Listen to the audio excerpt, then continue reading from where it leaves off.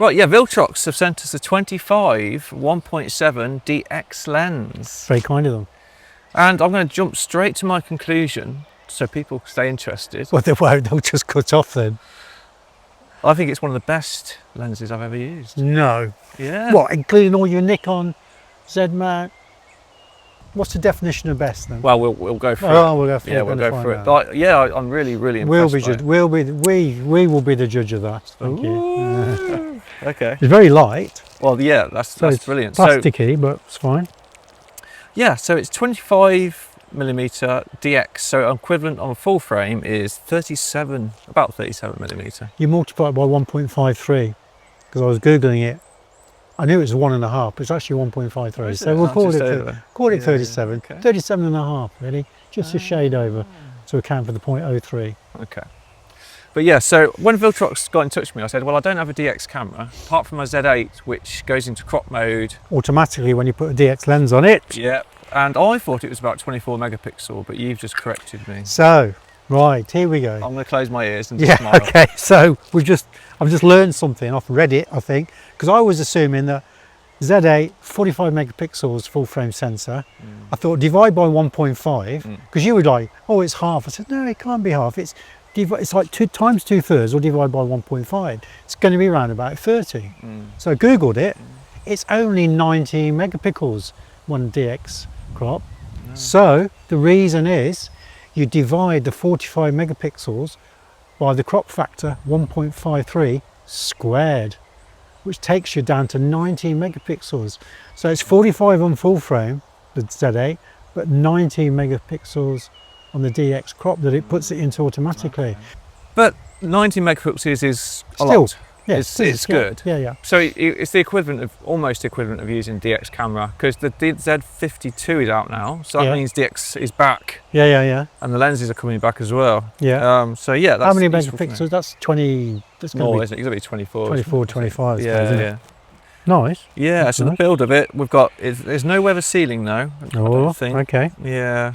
I don't think. But it has the USB connector for updates, which is good for compatibility. Yeah. Very small, light. Does feel a bit plasticky, but well made. Yeah, it doesn't bother me that No. things where they're plastic. Yeah, It's a lens, it works. Makes it lighter. It works, but does it work? You know, it doesn't work. So and it's lighter, all good. So. Yeah. It's a blind I know test we're or something. outside, but Am I comparing it with anything? No. Well, there is some later, but these are. I just walked around doing street photography, and that's wide open. First thing I noticed was the colour rendition is really nice. Yeah, so I started to take some pictures of people. Well, people on their phones. Are these all straight out of camera? Yeah. Yeah. No editing, no straight out of camera. Yeah. So I went around, started doing street photography of people on their phones, because that's what street photography is mostly now. That's 1.7, just on the shooting from the hip. Interesting subjects. But the depth of field is where you can get with the 1.7, because obviously it's equivalent of about 2.5 off the top of my head. Yeah. But the depth of field is nice fall off. Yeah, it is. Okay. But just so you can see, so this is versus 24 to 70, 2.8. Hardly any that difference. Is not bad at all, is it? No. That is really good actually. Yeah. Compared with a £2,000. Which is one of the best lenses ever made, the 24-70 2.8. Allegedly. I don't love it anywhere near as much as my 70 to 200. Perhaps it's a focal length thing, but I just don't. It's a tool, isn't it? Yeah. 24 to 70. So this is versus the 35, Yongnuo 35 f2. But the sharpness wise, it's... In fact, I prefer the Viltrox, even though it's a DX. Yeah. To the Yongnuo there. Yeah. If you look at the two. Yeah, that's fair enough. Okay. So for sharpness, it's razor sharp, wide open. Happy to use it 1.7, which is incredible. I compared it to Nikon's finest lenses, and it stands up, which is amazing. Rendition, the colours are great. It has coatings on it, so there's hardly any lens flare, low chroma, no chromatic aberration, and that's why you noticed that the contrast was better than the Yongnuo lens, because that doesn't have the coatings on. Oh, okay. So therefore you're going to get a better picture quality. But there is some vignetting, wide open. No VR, of course, because prime lenses don't usually anyway. But that can be a problem for video on DX cameras that don't have IBIS either. There's no weather sealing, like we've said before. The autofocus is fast. I can't see any difference between the autofocus of any lenses I've used it against. Testing the Viltrox 25 1.7 autofocus, and minimal focal distance is pretty nice. Oh, yeah, pretty good. Depth of field there as well. Nice. And let's go out of frame. Now. And back here. Yeah, looks pretty good. It's coming at £165. Wow. Brand new. Wow. And I remember it's DX though. Yeah. It's. Yeah, if you're walking around doing street on your ZF, yeah, and you're taking scenes that effectively just over 35mm that you know you're not really necessarily going to want to crop too much. It's going to do the job, isn't it? Yeah. And it's small and light. Yeah. I mean, because I've had DX lenses before when I had my ZFC, Viltrox ones, and they were good, but nowhere near as good as that. It's got the coatings on, the clarity, the sharpness. For that price, it's amazing, isn't it? That's mental. And that's why I said at the start, I think it's professional line DX lens, which I haven't experienced before. Yeah. It's a shame they don't make it. I think Viltrox are starting to bring out professional line full frame as well. Yeah. So they got the 135 and the 35 1.2. They've got out already, which is professional line. So this is amazing to see. You have borrowed loads of times my 35mm 1.8 Z-mount, full frame obviously, and you always tell me you don't like it, although you do borrow it, have borrowed it, not recently. Would you use this instead of that? No. You wouldn't? No. Why? Because of the 45 megapixel? Yeah, because I wouldn't recommend a DX lens on a full frame camera.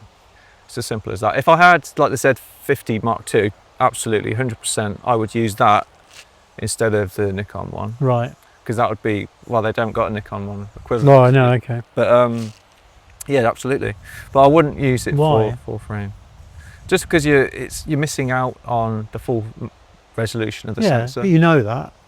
So as long as it's giving you, if you're not in a position where you're going to need to zoom much. Absolutely, yeah. I really enjoyed it on my Z8. So it's only it's only that, isn't it? Yeah, I see what your point actually. Yeah, yeah. On my Z8, I really enjoyed using it around street photography, and I can crop in enough. Because I use my D700. Yeah, 12 megapixel. Oh well, there you go. So it's not. This is 19. So that's loads. There you go. Yeah, I see 1.5 times more than your D700. Yeah, yeah. So. Yeah, I'm really impressed by it. Yeah. If you've got a Z50 and you're looking for a street travel lens, 100% gets my stamp of approval. So does it get your stamp of approval? Absolutely. Ah, brilliant. There we go. And also thanks to people who have contributed to buy us a coffee. Yes, thank you. Keeping us hyper with coffee. Keeps caffeine levels up. No, we really appreciate that more than ever, especially at the moment with YouTube declining amount of average revenue we get a share of now. So those things are really important to us. So thanks very much for contributing. And join our channel as well. We're going to start doing membership only videos for those who subscribe. But yes, thanks for Viltrox sending it us. Yes, thank you. Yeah, really pleasantly surprised. What do you guys think of it? And would you buy it for your Z50 or even full frame? But yeah, more videos coming soon. More videos coming soon. Stay in touch. Thank you very much. See you next time. See you next time. So if you had a Z6 for say, what megapixels would that be? We're talking about 12 megapixels, something like that. Here we go. Oh no. Okay, get my calculator out if you want. But it's about, I think it's about. What is a Z6 when it's full 26. 26. Yeah. So we'll do the easiest way to do this, right? Without trying to divide by 1.53 squared. Right. No. Calculator, 26 times, we know that the factors on the Z8 are 19 divided by 45. So 26 times 19 divided by 45, 11. Oh, 11, okay, 11. Right, so, okay. So 6 is 11 in. Which does compromise the ability to crop in and things like that.